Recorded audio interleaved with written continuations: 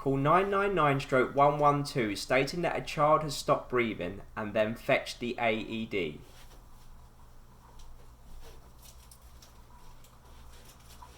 Next, turn the machine on and remove any clothing to expose a bare chest. Now follow the diagrams on the pads and stick to the child's body.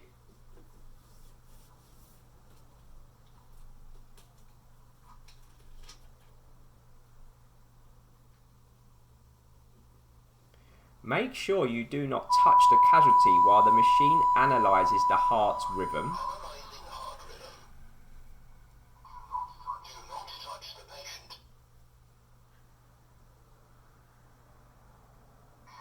And when instructed to do so, tell bystanders to stand back and press the flashing shock button.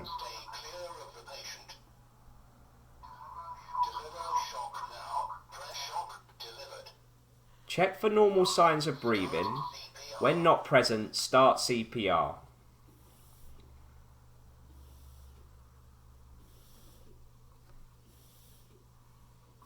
Now continue with CPR and follow the voice prompts from the machine until medical help arrives.